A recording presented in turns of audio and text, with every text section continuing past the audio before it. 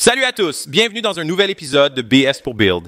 Nous sommes ici à travailler sur ma Lamborghini Murcielago. Il y a quelques années, cette chose a été conduite sur une route et lorsque la route a tourné à gauche, le conducteur a continué tout droit. Un accident a causé un renversement de la voiture. Elle a ensuite été vendue aux enchères où un spectateur l'a achetée.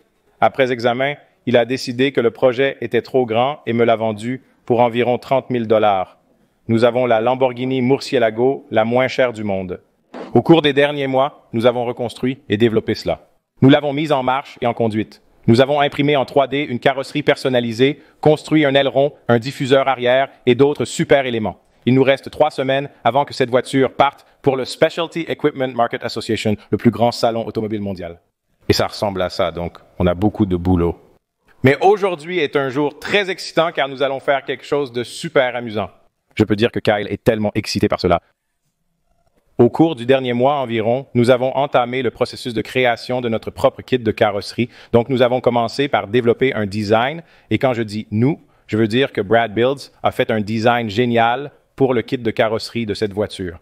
Il a manipulé les fichiers pour les rendre imprimables en 3D, les a envoyés à l'imprimante. Et nous les avons imprimés à l'échelle réelle pour la voiture. Pour certains, nous avons fait 5 versions. Ensuite, nous avons soudé et collé ces pièces ensemble. Les avons recouvertes de mastic, poncé le mastic, recouvert de primaire, poncé parfaitement lisse. Et dans le dernier épisode, nous avons créé des moules à partir de ces pièces, car je ne veux pas mettre de pièces de carrosserie en plastique sur ma voiture. Donc, nous avons créé des moules. Et dans l'épisode d'aujourd'hui, nous allons voir ce que nous avons créé, cette salle chaotique pleine de nos kits de carrosserie. Ces pièces orange poilues sont nos moules. C'est du gel coat, c'est du tissu en fibre de verre à brin coupé, superposé en plusieurs couches pour construire un moule extrêmement solide. Sous cela se trouve notre pièce en plastique originale qui se cache là. Donc, si nous pouvons sortir la pièce de cela et nettoyer les bords, nous aurons un moule utilisable. Mais cela va être un défi, car nos pièces avaient une certaine épaisseur. Ils ont une corniche abrupte juste là, et le moule va essayer de s'accrocher à cela d'une manière très très difficile. On va s'amuser à voir le résultat, mais d'abord, il faut démouler les pièces, ce qui sera très difficile. J'ai mes manches longues. On va couper beaucoup de fibres de verre. Je vais couper autour de la bride avec la roue de coupe. Puis on utilisera des astuces comme des cales, de l'air comprimé et peut-être même de l'eau. Nous allons faire tout ce que nous devons faire.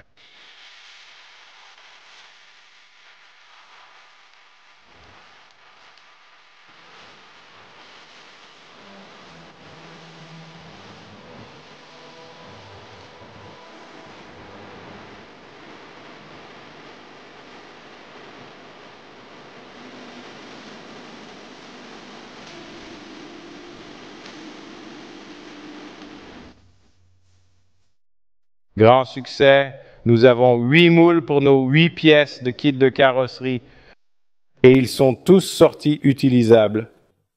Ils sont loin d'être parfaits à cause de notre problème avec le non-ébarbage de cette arête ici sur la partie en plastique. Une grosse erreur de notre part, donc comme je l'avais mentionné. Le dernier épisode, vous pouvez entendre, c'est la texture de toutes les lignes de couche. Et c'est un bord abrupt, nous l'avons enduit de gel là-dedans. Et il s'est accroché à cette partie en plastique. Alors, ce que nous aurions dû faire, c'est imaginer que vous avez votre pièce en plastique ici et qu'elle a une certaine profondeur. Nous aurions dû faire un angle de 45 degrés. Dans notre bride de cire, de filetage de cette façon, cette pièce de gel côte orange irait simplement à un angle de 45 degrés dans votre pièce. Votre bride se serait détachée de cette manière. Tellement plus facile et nous a laissé avec de meilleures brides, mais à cause de cela, parce que nous ne l'avons pas fait à certains endroits, nous avons dû couper complètement la bride. C'est un exemple. Ici, à l'arrière, nous avons juste dû couper complètement la bride. Nous devrons donc renforcer et soutenir ces éléments avant d'y appliquer la fibre de verre. Sinon, la fibre de verre dépassera du bord du moule et le détruira. Nous pouvons donc construire une autre bride ici. Mais cela va ajouter un peu de travail de post-traitement, donc nous avons fait une grosse erreur. Nous allons apprendre de cette erreur et ne pas la refaire la prochaine fois, car lors de l'impression 3D de ces pièces en plastique, elles doivent avoir une certaine épaisseur pour ne pas se déformer et ne pas se tordre. Donc maintenant, c'est juste, vous savez comment travaillons-nous avec cette épaisseur. Et ne pas faire d'erreur à l'avenir. Nous sommes là sur le long terme, pas le court terme. Évidemment, notre priorité immédiate est de fabriquer un kit carrosserie. Mais en général, nous devons apprendre à exceller dans ce domaine, parce que beaucoup de nos futurs projets impliquent la création de moules. Donc, leçon apprise et maintenant, nous passons à autre chose. Donc, comme je l'ai dit, les moules sont bons, ils sont de la forme de la pièce, mais les brides sont en mauvais état. Les brides sont cruciales pour réutiliser votre moule, si nous voulions utiliser ce moule une seule fois. Déchirer maintenant poserait problème, car les pièces sans gel-coat colleraient à notre pièce. Les déchirer seraient rudes et détruiraient probablement notre moule. Comment pouvons-nous résoudre ce problème pour que ces moules soient réutilisables et gardent leur forme? Je veux une autre copie de ces pièces de carrosserie du moule pour quand on fera la version propre de cette voiture, si on garde le même kit large. Comment allons-nous faire cela, notre grâce salvatrice, l'argile italienne? La supercar italienne obtient de l'argile italienne. Nous pouvons reconstruire ces zones en argile, puis les recouvrir de cire et de PVA pour éviter qu'elles ne collent. Et si ça colle, ce sera une très mince couche qui collera la pièce et elle n'autorisera pas le moule à coller à la pièce et nous pouvons venir dans nos bords vraiment abrupts avec ces lignes de couche. Et cette texture, nous pouvons mettre de l'argile là-dedans, dans cette zone texturée et enfoncer un peu d'argile là-dedans et ça ne le fera pas non plus la grande chose à propos des moules, c'est que vous devez les cirer à fond, tout comme nous cirons notre pièce. Vous devez cirer les moules, mais encore plus de fois, 5 couches de cire nous cirons. Et vous cirez pour obtenir cette belle bonne couche de base de cire sur votre moule. Donc, nous allons de l'avant et post-traiter tous ces moules maintenant en cirant nos brides, en argilant nos brides, en fixant nos brides et en cirant à fond ces moules. L'objectif pour aujourd'hui est d'obtenir ces 4 petites pièces toutes posées et sous vide. Nous allons essayer de faire un double sac sous vide, 2 petites pièces dans chaque sac sous vide. Donc, pour faire ça, c'est comme je l'ai dit, cire sur cire. Il faut faire un tas de couches de cire sur ces pièces et une fois que nous obtenons une bonne couche de cire là-dessus, en le faisant plusieurs fois, alors il est temps de le vaporiser avec du PVA.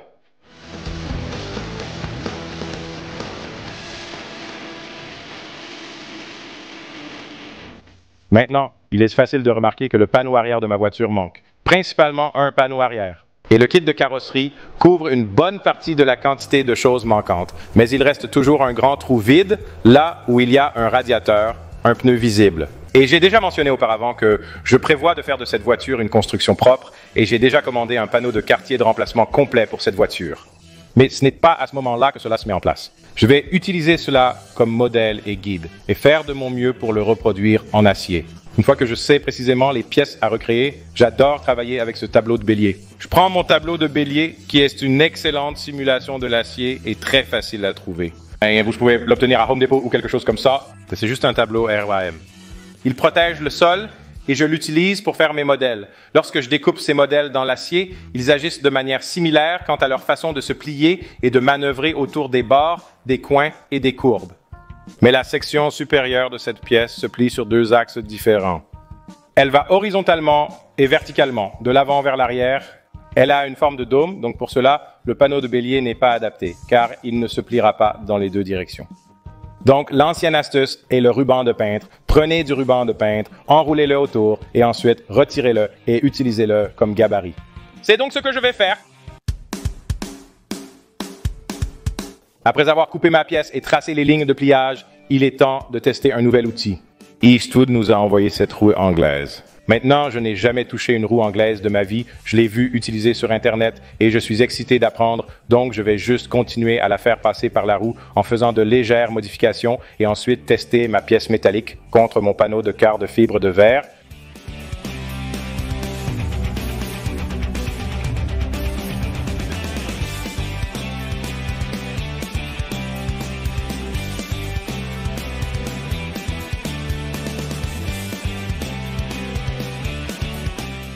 Après quelques heures d'utilisation de la roue anglaise, je recommande vivement de commencer avec une pression très légère. Vous seriez surpris de constater qu'il faut peu de pression pour faire une pliure ou une bosse dans le métal, qui est ensuite très difficile à corriger. Eh bien, c'est plutôt cool. J'ai réussi à obtenir une réplique très proche, donc vous pouvez voir qu'une partie de cette zone masquée est ce que nous essayons de recréer et cela a un surplus partout à être coupé, mais dans l'ensemble, j'ai les plis ici où cela se plie de cette façon. Ça se plie de cette façon, ça se plie de cette façon. Bien évidemment, ça se plie de cette façon et ça se plie de cette façon. Donc, c'est beaucoup de choses cool qui se passent que j'ai pu faire grâce à cette roue anglaise de Eastwood. Donc, un grand merci à eux.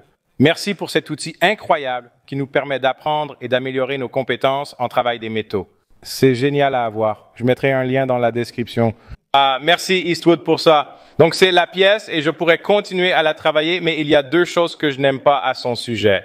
L'un est le rayon de cette courbure. La courbure doit être plus serrée pour s'adapter à cette partie.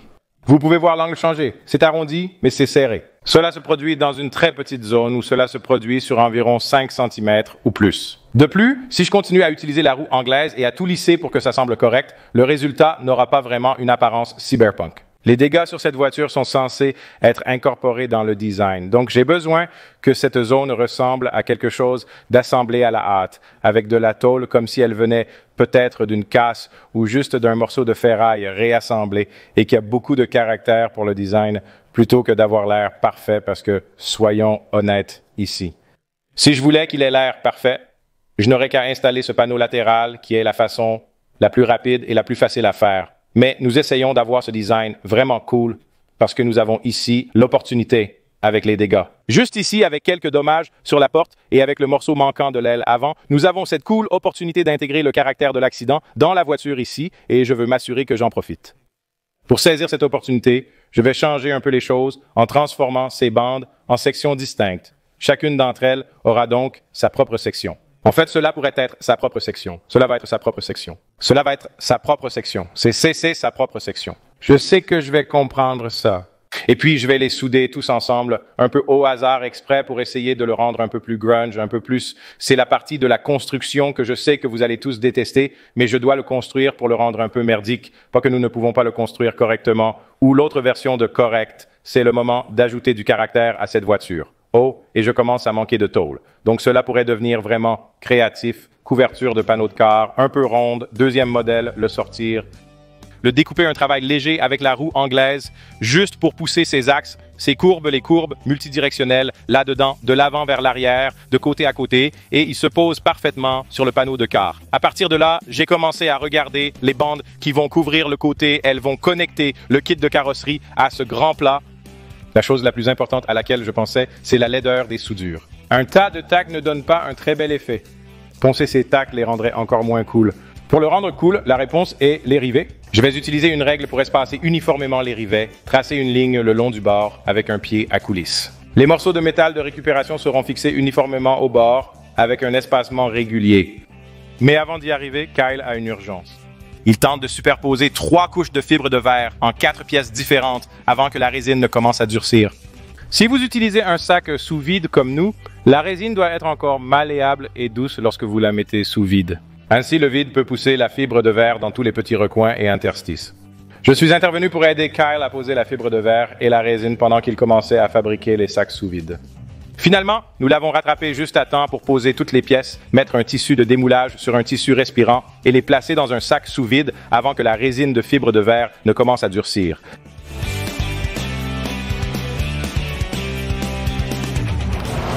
Aujourd'hui est vraiment excitant car nous allons vérifier nos pièces, mais aussi, je ne sais pas si vous pouviez voir cette brume sur les lumières. Cet endroit tout entier est en quelque sorte recouvert d'un brouillard, barrière de fumée, et nous ne sommes pas vraiment sûrs de ce qui s'est passé, mais il y a eu un problème.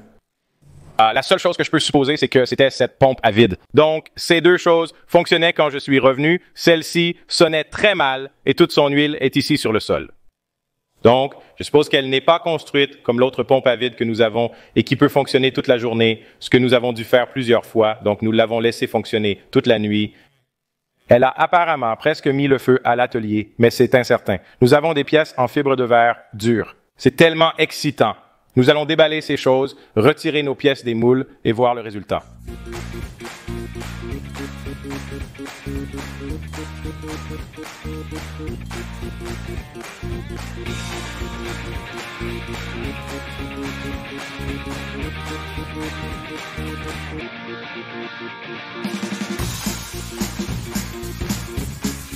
Nous l'avons fait, les gars. Nous l'avons vraiment fait. Je sais que ça a l'air brut. Ils ont du PVA dessus. Ils ont de la cire à certains endroits. Mais caché dans ces déchets de franges sur les côtés, ils ont besoin de tailler. C'est une pièce de carrosserie parfaitement bonne. C'est l'une des pièces arrière qui irait sur le côté conducteur de la voiture, juste là.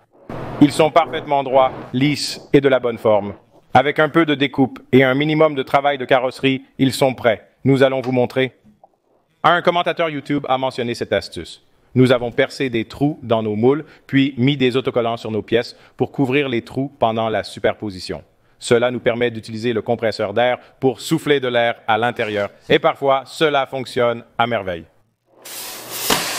Donc, vous entendez ça, et c'était ça qui explosait à travers comme un bord, nous donnant un point de départ pour commencer à plier notre moule. Sur celui de Kyle, ça a fait un grand bruit de pop. J'aime vraiment cette astuce.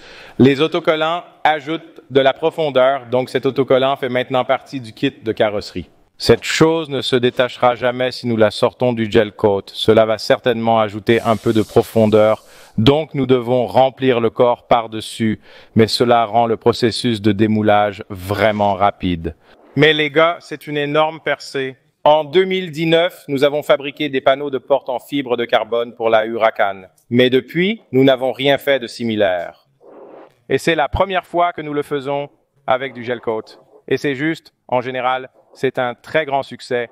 Après une coupe et un nettoyage, ces choses vont être géniales. Donc d'ici la semaine prochaine, au moins ces 4 pièces de kit de carrosserie vont être terminées. Nous devons continuer à répéter le processus maintenant sur toutes les autres pièces du kit de carrosserie, et il semble que nous pourrions être une pompe à vide en moins. Donc le progrès du processus peut ralentir à un rythme d'escargot. Je ne suis pas vraiment sûr que j'ai découpé cette bordure ou cette pièce de bordure, la partie qui entoure le feu arrière de mon modèle que j'ai fait au tout début. Et ce n'est pas une bonne pièce, je ne pense pas à utiliser des rivets dessus. Si je ne pense pas que ça aurait l'air si cool, le souder et le rendre vraiment lisse sera le look idéal. Le processus pour souder de la tôle consiste à faire des points de soudure en évitant de déformer le matériau. On fait un point, on bouge, on en fait un autre, et ainsi de suite. Une fois la couture remplie de points de soudure, on utilise une meuleuse d'angles avec un disque à lamelles pour les rabattre. Vous aurez inévitablement quelques trous d'épingle, quelques petites zones qui ont besoin de remblayage. Jetez plus de soudure là-dedans, poncez à nouveau. C'est un peu un processus d'ajout de soudure, de ponçage, d'ajout de soudure, de ponçage, jusqu'à ce que cela ressemble à un morceau de métal lisse.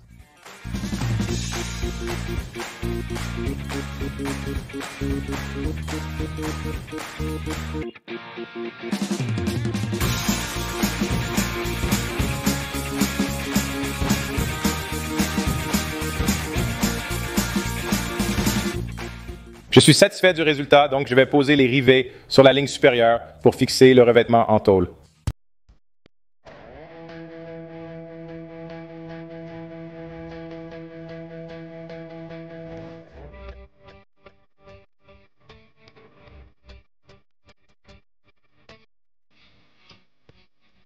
Je vais maintenant l'installer sur la voiture. Il se rivette dans la carrosserie existante des pièces restantes après l'arrachage. J'ai riveté là-dedans. Je vais ajouter des plaques courbées pour le caractère, puis faire des brides en bas pour le connecter au pare-choc arrière.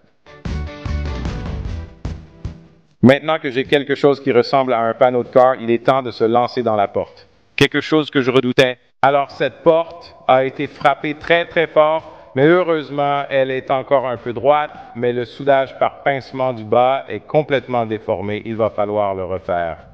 La poignée est cassée. Ce n'est pas aussi simple que de mettre une nouvelle peau à l'extérieur pour lui donner un aspect cool. Il y a beaucoup de travail à faire sur cette porte, alors je vais m'y plonger.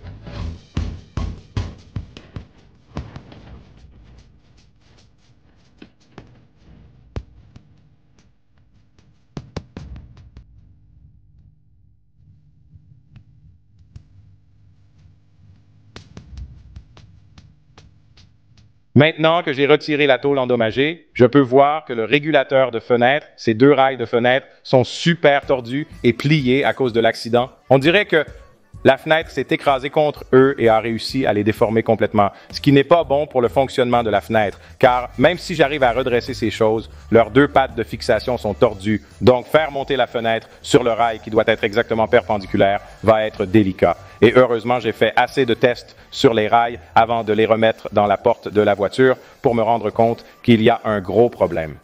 La deuxième couche de fibre de verre est terminée. Ce sont nos ailes avant. Allons-y et déballons-les et sortons nos pièces de nos moules. Ces 2 pièces de kit carrosserie de plus réussies. Je suis super content de la façon dont ce processus se déroule et je voulais maintenant que nous l'avons fait. Ce sont 6 pièces que nous avons créées avec succès. Je veux vous donner un aperçu de notre processus. Alors, commençons par notre moule, d'accord? Nous appliquons de la cire sur notre moule 3 fois, pulvérisons le moule avec du PVA, puis nous brossons 2 couches assez épaisses de gel coat noir. Donc, nous appliquons notre gel coat ici. Ensuite, sabossez de la résine polyester et un tissu en fibre de verre tissé. Ensuite, c'est du brin haché et un truc hardcore qui ressemble presque à du Kevlar. Et ceci est tissé, haché, cousu ensemble. Je ne connais pas le nom, mais c'est génial. Il s'adapte parfaitement aux pièces. Le silicone se loge dans les crevasses. J'ai oublié de mentionner une étape secrète que j'ai apprise.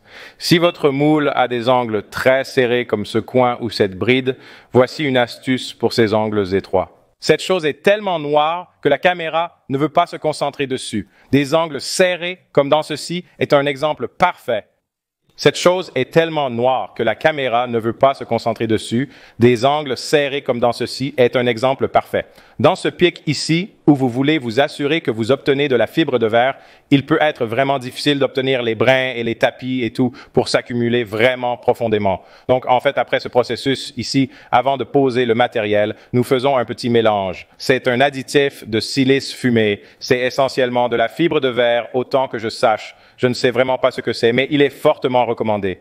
Nous mélangeons cela avec de la résine et nous faisons comme une gelée. Nous prenons cette gelée et nous la mettons dans ces endroits difficiles à atteindre. Ensuite, nous posons nos tissus en fibre de verre avec notre résine tissée. Nous la mettons en place. Nous mettons un peu de résine en premier, puis du tissu en fibre de verre tissé. Nous l'humidifions, nous le mouillons, nous mettons une couche de peel ply dessus. C'est ce truc avec les rayures rouges. Il vient en beaucoup de couleurs différentes. Nous sommes sur le point de manquer de cela, donc vous allez nous voir en utiliser un différent. Ensuite, nous mettons un tissu respirant qui permet à l'air de s'échapper de partout autour de ce peel ply.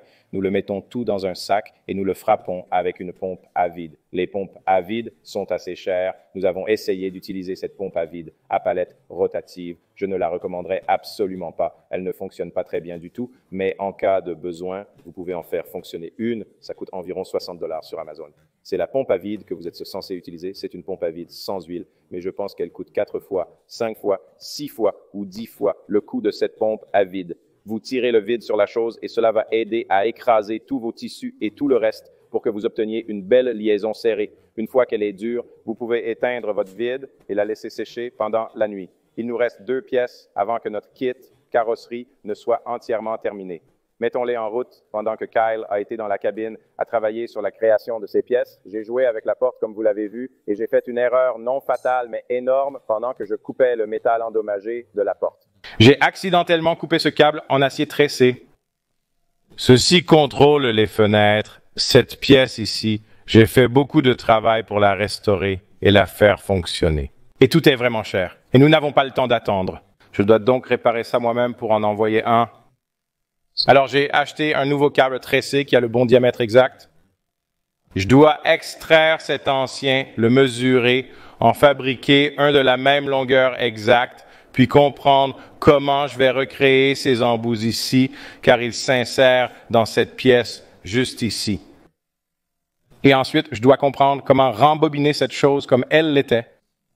Mais une fois cela terminé, je devrais avoir une fenêtre à nouveau fonctionnelle. Ça va être difficile. La reconstruction du câble en acier tressé a été très simple. J'ai utilisé mon outil de sertissage hydraulique Harbor Freight parce qu'il sertit en forme d'hexagone, qui est la même forme que les extrémités précédentes étaient. Et ce rouleau avec lequel je suis venu avait ces petits embouts en aluminium, donc je les ai simplement sertis et avec la presse hydraulique si vous les serrez assez fort. Ils prennent diverses formes, commençant comme un 8 et finissant en hexagone. Avec un peu de retouche, ils s'intègrent bien dans le système. La partie la plus difficile était simplement de comprendre comment rembobiner cette roue et remettre tous les câbles dessus. Partie torsadée pour un déroulement et réenroulement optimal. Je pense que je me suis même surpris sur ce coup-là. Ramène cette chose, mais heureusement, j'ai utilisé certaines des images de la caméra pour me montrer l'orientation de comment ces câbles étaient disposés et j'ai réussi à le faire. Si j'ai un conseil à vous donner, c'est que lorsque vous installez ces câbles, ils sont soumis à beaucoup de tension. Ces ressorts maintiennent la tension sur l'ensemble du système. Laissez l'une de ces choses être la dernière chose que vous tirez pour l'attendre. Ne laissez pas l'un des connecteurs que vous essayez de faire en plaçant le câble et le moltage à l'extrémité du câble, ou quoi que ce soit de ce genre, être tous vos câbles connectés et tout comme ça, et puis tirez-les à travers les guides, et puis laissez l'une de ces choses être la dernière chose que vous utilisez pour tirer la tension. Sinon, c'était comme assez impossible à faire, donc j'ai fait ça, et j'ai une nouvelle pièce de verre, je crois. Pour aller dans cette porte, j'ai en fait juste repéré certains des anciens verres dans le cadre, ici encore, mais je veux sauter dans la fibre de verre et la réparation de la poignée très rapidement. Donc notre poignée sur la porte ici a été soufflée en 1 million de morceaux. Quand la porte a pris un coup juste ici, il casse chaque onglet de montage que cette poignée a et le corps de la poignée est fait de cela. C'est un plastique vraiment intéressant. Et vous pouvez voir ici que j'ai essayé de le souder en plastique et c'est comme si le plastique avait un tas de fibres dedans ou quoi que ce soit et une fois qu'ils fond, il ne se remet pas ensemble. J'ai deux options. Acheter une nouvelle poignée, ce qui implique une longue attente pour la recevoir. Ou je peux simplement coincer cette chose ici pour qu'elle ne bouge pas car la poignée fonctionne, en fait, tout fonctionne bien. Il suffit de remplacer la structure et le support des boulons. Je vais érafler cette surface et fibre de verre cette poignée dans cette pièce métallique de la porte. Cela devrait suffire à la maintenir en place pour fonctionner comme une poignée. Avec la poignée solidement fixée en fibre de verre, il est temps de remettre mon régulateur de fenêtre et mes rails en place. Et comprendre comment mettre le verre de la fenêtre en place. Mettre la fenêtre en place n'était pas facile. Une fois installée, elle montait et descendait, mais se coinçait encore. C'est parce que mes rails ne sont pas parallèles. Mes guides de fenêtre, rails de fenêtre, peu importe comment vous voulez les appeler, ils ne sont pas dans un endroit assez correct pour qu'ils veuillent faire toute la gamme de mouvements. J'ai donc pensé que mon meilleur pari était d'ouvrir la porte du côté conducteur qui n'a pas été accidenté, d'enlever le panneau pour que je puisse utiliser les mesures de l'emplacement de ces rails de fenêtre et appliquer ces mesures à mes rails de fenêtre pour qu'ils soient une copie exacte. Finalement, j'ai réussi à ouvrir et fermer complètement la fenêtre.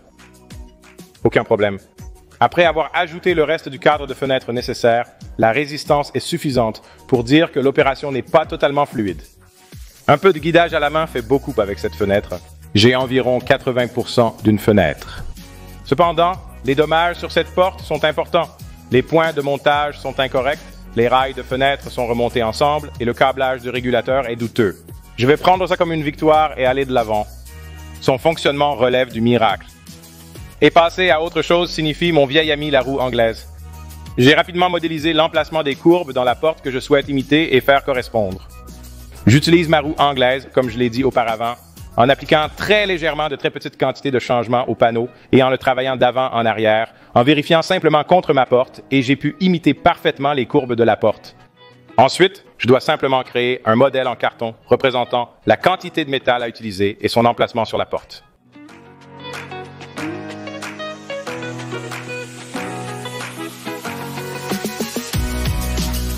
Cette roue anglaise est géniale, j'ai mon métal de porte prêt. J'ai mon modèle prêt, mais je suis à court de temps. J'ai quand même fait un essai d'ajustement de la porte. Wow, j'ai failli trébucher. Je crois qu'il sera plus simple de travailler d'ici. Notre lambeau est équipé de porte-lambeaux. C'est tout un exploit. J'ai toujours voulu ça. C'est trop cool même de ce côté avec les pièces manquantes. Ça a l'air méchant, donc je voulais vous demander de l'aide pour trouver quelque chose. C'est ici que se trouve le miroir de la Lamborghini Murcielago. L'un d'eux est en réparation. Ceux-ci coûtent entre 1 500 et 3 à 4 000 $. Je ne veux pas vraiment en acheter un autre et réparer celui-ci. Donc, si vous pouvez nous faire une simulation de montage, ça irait comme ça de toute façon. Ce que j'aimerais que vous, les téléspectateurs à la maison, fassiez, si vous avez une voiture à la maison, ou connaissez une voiture qui a un rétroviseur latéral quelque peu rectangulaire comme celui-ci, qui correspond un peu à ce profil, un peu mince, un peu rectangulaire, un peu long, pour quelque application que ce soit. Il n'est pas nécessaire qu'il ait ce bras ou cette zone de montage ici. Faites-le moi savoir en me taguant sur Instagram @BS pour Build, en m'envoyant un email à chrisabspurbuild.com ou idéalement les deux. Je recherche un boîtier avec un miroir et un verre dedans à un prix raisonnable. Donc, j'espère que c'est comme une voiture normale. Mon plan est de la scanner en 3D et puis construire une pièce de fixation pour l'attacher au logo de la Merci, puis nous y moulerons et y mettrons du fibre de verre. Et en gros, construire nos propres miroirs personnalisés. Parce que ces rétroviseurs latéraux, à mon avis, sur la Merci de Lago, ils ont l'air ringards, ils ne sont pas si beaux et ils ne semblent pas si modernes. Et vous savez, c'est comme n'importe quoi. Pour moi, le prix de plus de 1 000 $ ou quelque chose comme ça, j'essaie juste de me construire pour garder le budget bas sur cette voiture. Donc, faites-moi savoir si vous trouvez quelque chose comme ça. L'autre grande avancée, outre les portes et les tôles, c'est que Kyle vient de terminer la taille des bords de notre kit carrosserie. Voici notre première pièce. Les 8 pièces sont maintenant toutes taillées. Et vous pouvez, si vous la bougez dans la lumière, voir que la finition est vraiment très bonne. Je suis super content de la façon dont cela se passe. Donc évidemment, nous avons des touches finales à faire sur les bords. Mais maintenant, allons porter cela à la voiture et nous vous montrerons à quel point c'est bien ajusté. J'ai un peu triché, et j'ai déjà fait un essai d'ajustement et c'est juste partout où nous avons besoin qu'il rencontre la voiture le long de toute cette ligne-là et à l'avant et ici c'est parfait. Donc cela est collé à la voiture ici. Donc ce sera comme une bordure épurée, mais c'est correspondant, c'est aligné. Les pièces sont solides, bonnes pièces de kit de carrosserie en fibre de verre. Donc, génial. Donc, nous l'avons finalement fait de la bonne façon en passant du modèle 3D à l'impression, 3D à la pièce de moule, à la pièce de moule, à la pièce de moule. Ce seront nos pièces finies en fibre de verre qui seront mises sur la voiture dans le prochain épisode. Nous avons 2 semaines et demie avant que cette voiture ne parte pour le SEMA. Donc, les choses vont commencer à bouger un peu plus vite. Je suis tellement occupé ces jours-ci que je n'ai plus le temps de monter. Donc, pour les prochains épisodes, j'espère que vous aimerez notre monteur. C'est une nouvelle chose pour moi. Mais pour les choses du Specialty Equipment Market Association, je dois être dans l'atelier. Je n'ai pas le temps de monter. Donc, c'est le dernier épisode que je vais monter pendant un moment. Oh, Sasio, c'est la première fois que nous avons un autre monteur sur VS4 Build, donc cela va être intéressant. Je suis sûr que la qualité du montage sera meilleure et c'est ce que je veux. Je veux que quelqu'un prenne le temps, pas moi qui suis constamment préoccupé par la voiture. Donc cela signifie aussi plus d'épisodes pour vous les gars. Merci beaucoup d'avoir regardé. Assurez-vous de vous abonner et de sonner cette cloche pour ne manquer aucune notification lorsque les nouveaux épisodes sortent. Comme je l'ai dit, ils vont être un peu plus rapides qu'ils ne le sont habituellement parce que nous allons passer quelques heures folles au cours des 2 prochaines semaines et demie pour préparer cette voiture pour le SEMA. Merci beaucoup d'avoir suivi. Merci de vous être abonné. Merci pour le soutien. On se voit au prochain. Paix. Salut. Salut. Salut. Salut. Salut. Salut. Salut. Salut.